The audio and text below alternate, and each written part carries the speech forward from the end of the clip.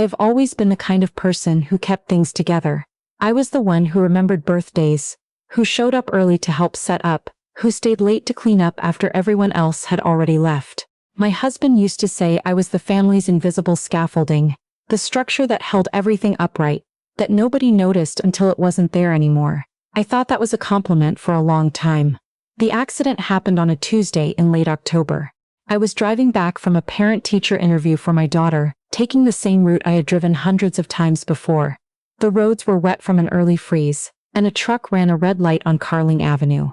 I remember the sound before I remember the impact. A kind of stillness, and then nothing.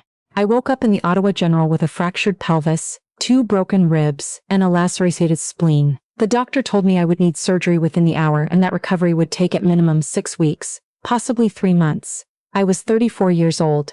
My daughter was 9. And my husband's family was packing their bags for a cruise to the Bahamas. They had been planning it for almost 2 years. His parents' 40th wedding anniversary. A 12-day Royal Caribbean cruise out of Fort Lauderdale. The kind of trip that costs over $14,000 for a family of 6. My mother-in-law had a binder for it. Laminated pages with excursion schedules, dinner reservations, dress codes for formal nights. She had talked about nothing else since the spring. The cruise left in 4 days. My husband, whose name I won't say because he's still in my daughter's life, and I won't do that to her, came to the hospital within 30 minutes of the accident. He sat beside me while they prepped me for surgery, and I could see in his face that he was doing math. I could see it. That particular stillness behind his eyes that I knew meant he was somewhere else, calculating something. The cruise, before he could say anything, we don't have to talk about that right now. You're thinking about it. He didn't deny it. Surgery lasted 4 hours. When I came out, he was there, and his mother was with him. She hugged me very gently, said she was so relieved I was okay, and then sat down next to my husband and they spoke quietly for a few minutes while I was still half under. I caught fragments, non-refundable. Travel insurance won't cover this. The kids have already told their teachers they'll be away. I closed my eyes and didn't say anything. 3 days later they left. All of them. My husband, my mother-in-law, my father-in-law, his brother, his brother's wife, their 2 kids. My daughter went to stay with my sister across town, which I was grateful for at least. But I was in a hospital bed, 40 minutes from my house, with a catheter and a drain in my side, and the people who were supposed to be my family had gone to stand on the Lido deck and watch the sunset over Nassau. The one who stayed was my father-in-law's older brother, Uncle Raymond. He was 71 years old, retired from 30 years as a letter carrier for Canada Post, and he had never once, in all the years I had known him, raised his voice. He had declined the cruise from the beginning quietly, without explanation. He lived alone in a small house in Gloucester, drove a 12-year-old Civic, and grew tomatoes in his backyard every summer. He was the person at family gatherings who refilled your water glass without being asked, and then sat back down without needing credit for it. He showed up the morning after they left with a thermos of tea and a Tupperware container of rice pudding his neighbor had made. "I don't have anywhere to be," he said, setting the thermos on my tray table. "So I'll just sit here for a bit, if that's all right." I didn't cry in front of him. I wanted to. But I think I was still too shocked to cry, not about the accident, but about the other thing. The thing that was harder to name. The first week in hospital was the worst. My pelvis made it impossible to shift positions on my own. The nights were long, and the ceiling tiles became something I knew very well. Uncle Raymond came every day, usually in the morning, and stayed until the afternoon. He brought his crossword puzzles. He asked the nurses questions I wouldn't have thought to ask. About pain medication timing, about what to watch for once I went home, about physiotherapy referrals. He wrote things down in a small notebook he kept in his breast pocket. Meanwhile, the messages from my husband came in clusters, in between excursion stops. A photo of a beach in the Turks and Caicos. A photo of my kids, his brother's kids, eating lobster at the formal dinner. Voice memos when the Wi-Fi was good enough. "The kids are loving it. Wish you were here. Hope you're feeling better. The doctor said you're stable, right? So that's good. Stable. Yes, that was one word for it." My mother-in-law sent me a video of a sunset. Just the sunset. No message, just a 15-second clip of orange and pink over water. I stared at it for a long time, trying to understand what it was meant to say. The day I was discharged from hospital, 11 days after the accident, Uncle Raymond was the one who came to pick me up. He had already spoken with my sister, arranged for her to bring my daughter over that evening, and borrowed a wheelchair ramp from a neighbor for the front steps of my house. He had stocked my fridge. Not extravagantly, Practical things: soup, yogurt, bread, orange juice. The kind of shopping list someone does when they're thinking about what you actually need, not what looks thoughtful. My husband arrived home from the cruise the following day. He came in with a suitcase and a duty-free bag and a kind of careful cheerfulness that I recognized immediately as guilt doing its best impression of normalcy. He hugged me for a long time. He said he had missed me. He brought me a small bottle of rum from the ship's gift shop, which would have been funny under different circumstances. "How are you feeling?" he asked. "I'm okay," I said, and I was. Physically, slowly, I was okay. Uncle Raymond had helped me set up the main floor, so I wouldn't need to take the stairs for at least 2 more weeks. There was a hospital-grade shower chair in the downstairs bathroom. There were grab bars my husband didn't know about yet because Uncle Raymond had installed them, while the rest of the family was watching a steel drum show in St. Kitts. It was the other kind of okay that I was still figuring out. My husband slipped back into our life the way water finds a level. He cooked dinner. He helped with our daughter's homework. He drove me to my first physiotherapy appointment and waited in the car, scrolling through his phone. He said he was sorry for not being there more. He said he knew it had been a hard time. He said the right things in the right order. But I kept noticing what he didn't say, and more than that, what he didn't ask. He never asked what it had been like. He never asked what the nights were like, or what it felt like to wake up alone in a hospital room, at 3 in the morning with a drain in your side, and nobody's hand to hold.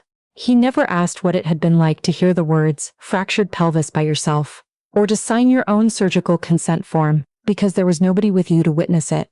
He never asked about any of it. He moved forward, and he expected me to move forward with him, and I understood then that for him, the gap simply didn't exist. It had already been filed away somewhere he didn't need to look. I started to notice other things after that. I started noticing the way his mother talked to him, versus the way she talked to me. The way his brother's wife was included in conversations I was talked over.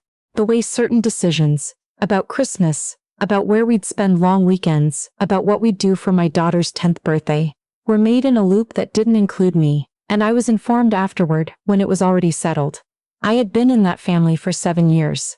7 years of turkey at their table and Easter at their cottage and summer Sundays at the splash pad with his nieces and nephews. 7 years of driving to their end of town for dinners that started an hour late and ended with dishes I was expected to help clear. I had been inside their loop, I thought. I thought I had been inside their loop.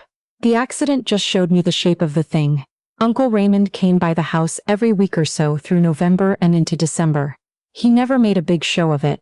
He would come to the door, ask how the physio was going, sometimes bring something.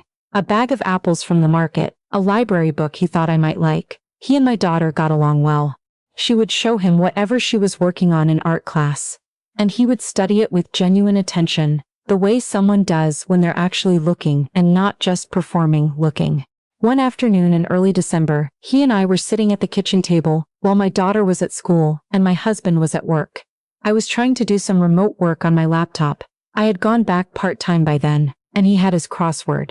And I said, without really planning to, "Did you know they were going to go? Even after the accident?" He was quiet for a moment. "I knew," he said. "Did you say anything to them?" "I did." "What did they say?" He set down his pen, he looked at the table, and then he looked at me. "They said the travel insurance wouldn't cover cancellation for a family member's accident. That it wasn't in the policy wording." I nodded slowly. "That's true, actually. I looked it up." "I know," he said. "That's not why I said something. We didn't talk about it again that day. But I thought about what he said for a long time. There is a difference between something being technically justifiable and something being right. Most people can feel that difference. The question is what you do with it." December turned into January, and we fell into a kind of cold equilibrium, my husband and I. Things were polite, things were managed. My daughter was happy, which I held onto like a handhold on a steep trail. I went to physio twice a week, and by February I was walking without a cane. By March I was driving again. On the outside we looked like we had recovered. On the inside I was keeping a record. Not deliberately at first. I wasn't plotting anything, but I found myself saving messages, not deleting voicemails. I went back through my phone and took screenshots of messages sent during the cruise, including the sunset video and the beach photos and the voice memos about lobster and excursions. I wrote things down in a notes app on my phone, dates, times, what was said, who was there, and who wasn't. I think I was doing it because I needed to know that I wasn't imagining it. That is the particular cruelty of being dismissed inside a family structure. You start to doubt your own experience. You start to wonder if you're being too sensitive, too demanding, too much. The record was proof, for me, that what had actually happened. Uncle Raymond had been doing the same thing. I didn't know this until April, when my in-laws announced they wanted to do a big family dinner to celebrate my father-in-law's retirement. 40 years in the federal public service. He had worked for Transport Canada his entire career, the last 12 years as a regional director. His retirement party was going to be held at a banquet hall in Canada at the end of May. 50 guests, a full dinner service, a slideshow. My mother-in-law called me herself to ask if I would help coordinate the catering. I said yes. Of course I said yes. That was what I did. I spent 6 weeks working with the venue coordinator at the Nepean Sailing Club, where they ended up booking the event. I confirmed dietary restrictions for all 50 guests. I arranged the custom cake, 4 tiers, fondant maple leaf detail, his department's logo on a sugar plaque. I organized the seating chart. I built the slideshow from photos his wife sent me on a shared Google Drive. And I stayed up past midnight twice to get the timing right with the music they wanted. Nobody thanked me. Not specifically. My mother-in-law said it looks beautiful when she saw the room, addressed to the room in general. My husband said, "Good job, babe," while looking at his phone. Uncle Raymond arrived early, the way he always did. He found me in the hallway outside the banquet room, doing a final check on the table settings, and he asked quietly how I was feeling. I said fine. He nodded, said, "You've worked hard on this," and then he said something that stopped me. "I'm going to say something tonight. I want you to know that first." I looked at him. "What do you mean?" "I've been watching for a long time," he said. "I kept notes. I have documentation. And tonight, with everyone here, I think it's the right time to say what needs to be said." I didn't know what to do with that. I nodded. I went back inside and finished the table settings and made sure the AV system was working, and greeted guests as they arrived and smiled until my face ached. The dinner was everything my mother-in-law had wanted. The food was good. I had chosen well. The slideshow ran without a single technical hiccup. My father-in-law gave a short speech that made several people cry. There were toasts. There was wine. There was the kind of loud, warm, slightly too much family noise that fills a room and makes you feel, from the outside, like you're watching something real. I sat through all of it. I drank my water. I watched. After dessert, when the speeches were done and people were starting to move around and refill glasses, Uncle Raymond stood up. He didn't ask for attention. He just stood, and gradually, because he is the kind of man who commands a room by saying nothing at all, people noticed and the conversation stilled. "I want to say something," he said. His voice was steady, unhurried. The voice of someone who had thought about this for a long time and was not afraid of it. "We're here tonight to celebrate 40 years. That's a long time to be part of something, a long time to build something." He paused. "I want to talk about what it means to build something, and what it means to leave things out." He reached into the inside pocket of his suit jacket and removed a folded piece of paper. "On October 22nd of last year," he said, unfolding it, "my nephew's wife was in a car accident on Carling Avenue. She was taken to Ottawa General. She underwent surgery that evening, alone. She signed her own surgical consent form, alone. She spent 11 days in hospital, alone, except for the times I visited. And during those 11 days, the rest of this family was on a Royal Caribbean cruise. The room had gone very quiet. He was not reading from the paper, I realized. He had the details memorized. The paper was for something else. I said something at the time. I was told the travel insurance policy didn't cover this situation, which may be true. I'm not here to argue about insurance." He looked around the room slowly. Not with anger, with something sadder and more certain than anger. "I am here because I have been watching this family for 40 years. And I have been watching what happens in this family, to the people who are not blood, who married in, who work harder than anyone to be included, and are included just enough, that they can never quite say they're not. And I want to say it plainly, in front of everyone, on a night when we're celebrating what family means." He looked at me then. "Just for a moment. She built this event. She did the catering, the seating, the cake, the slideshow you all just watched. She stayed up past midnight to finish it, twice. I know because I was there. And she did it because that is what she does.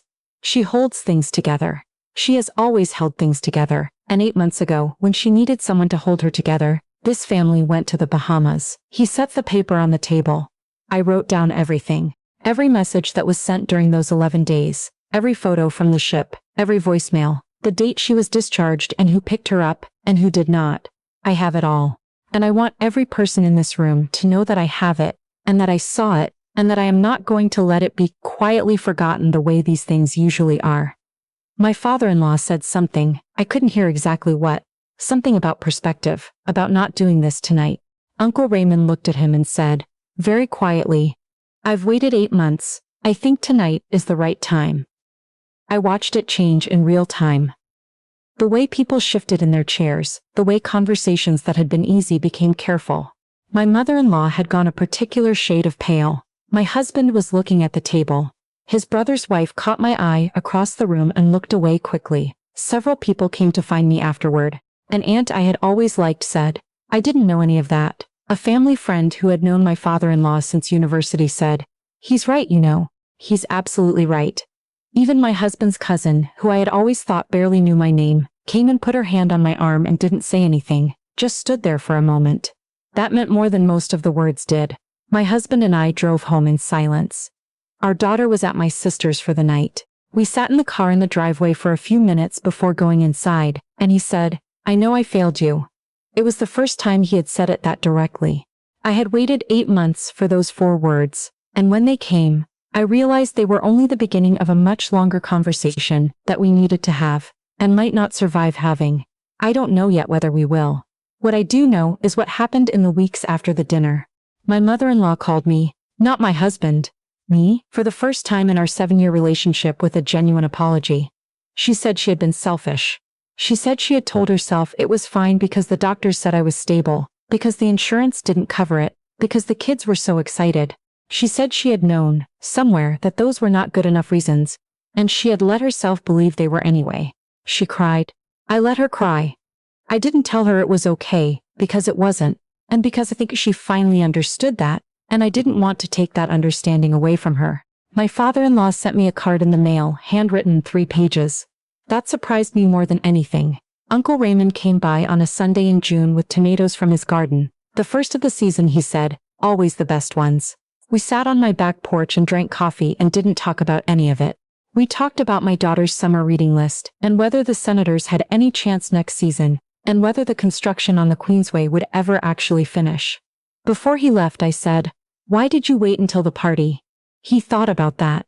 Because everyone needed to be in the same room, he said. The truth doesn't mean much if it only reaches some of the people. I thought about that for a long time. There is a particular kind of loneliness that comes with being the invisible scaffolding. You hold things up, and nobody sees the work, and when you fall, people are surprised by how much shifts. I had spent 7 years building something in a family that had not fully built me in return. I don't say that with bitterness anymore. I have moved past bitterness into something quieter and more useful, which I think is clarity. I know now who showed up. I know what that cost him, and what it meant, and I won't forget it. On a cold Tuesday in October, I had been alone in a hospital room, signing my name on a line, not knowing what came next. And a 71-year-old man with a thermos of tea and a crossword puzzle had walked through the door and sat down and said he didn't have anywhere to be. That is what family looks like. Not the cruise photo, not the sunset video, not the laminated itinerary in the anniversary binder, the thermos, the crossword, the chair pulled up beside the bed, and the person who sits in it and stays.